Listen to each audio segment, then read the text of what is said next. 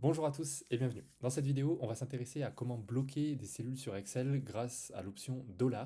On va voir deux cas d'usage avec le blocage vertical puis le blocage horizontal et on terminera par une petite conclusion sur le blocage de la cellule complète. C'est parti. On se retrouve donc sur Excel. Ici, dans mon premier cas, on va d'abord faire le blocage vertical du $. J'ai donc des étudiants qui ont, donc une liste d'étudiants qui ont chacun obtenu deux notes, la note A et la note B.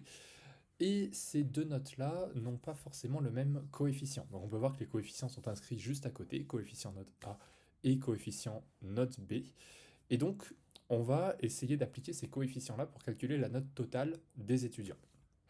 Donc c'est parti, la formule de base, ça va être de multiplier la première note par son coefficient. Et à cela, je vais donc ajouter la deuxième note multipliée par son coefficient de 0,3. Donc, à partir de là, je vais pouvoir maintenant dérouler ma formule et on va se rendre compte qu'il va y avoir un petit problème. C'est-à-dire que là, on se rend compte que le deuxième résultat est un petit peu bizarre et ensuite je n'ai que des zéros. Pourquoi? Parce que quand je clique sur une cellule, on se rend compte que les cellules ont suivi et moi, je ne veux pas que les cellules sur la droite suivent l'étirement de la cellule. Donc pour ça, je vais cliquer sur la cellule à bloquer qui sera la G3 ici et je vais bloquer la ligne, c'est-à-dire que la ligne, donc c'est le 3 dans le G3, et je vais mettre un dollar devant ce que je veux bloquer, c'est-à-dire devant la ligne. Je fais la même démarche pour G4, je mets un dollar devant le 4, rien ne se passe, parce qu'il faut encore que j'étire ma formule. Et une fois que j'ai tiré ma formule, on se rend bien compte que de partout, si je clique sur une cellule au pif quelque part, on va se rendre compte qu'en fait, le coefficient note A et note B ont été conservés.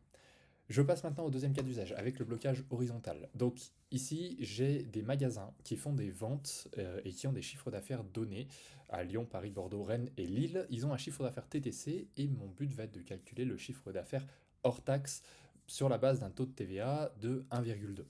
Donc pour faire ce calcul-là, je vais me mettre dans la case ici de Lyon et je vais lui demander de prendre le chiffre d'affaires TTC puis de le diviser par mon taux de TVA en cliquant sur la cellule. Je fais entrer, et si je déroule de la même façon, si j'étire cette fois-ci horizontalement ma formule, ça ne fonctionne pas. Pourquoi? Parce que si je clique sur une cellule, on va se rendre compte que mon taux de TVA a suivi. Voilà, on peut voir pour Rennes. Donc je retourne dans Lyon et je vais cette fois-ci bloquer la colonne, c'est-à-dire la colonne D qui correspond à mon taux de TVA. Donc je vais mettre un dollar devant le D, puis je vais étirer cette cellule-là aux autres magasins, ce qui fait que je me retrouve bien avec, à chaque fois, une division par D10 parce que j'ai bloqué la colonne.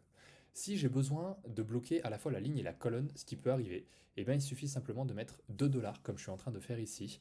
Et de cette façon-là, je suis sûr que, quelle que soit la façon dont je vais étirer ma formule horizontalement ou verticalement, ma cellule sera bloquée dans tous les cas. Et donc je pourrais appliquer le même taux de partout. Merci d'avoir suivi cette vidéo. N'hésitez pas à vous abonner à la chaîne pour suivre les prochaines techniques de productivité que je vais partager ici, que ce soit sur Excel ou sur d'autres logiciels. Vous pouvez découvrir mon livre Excel disponible sur Amazon pour construire des Excel adaptés à votre besoin.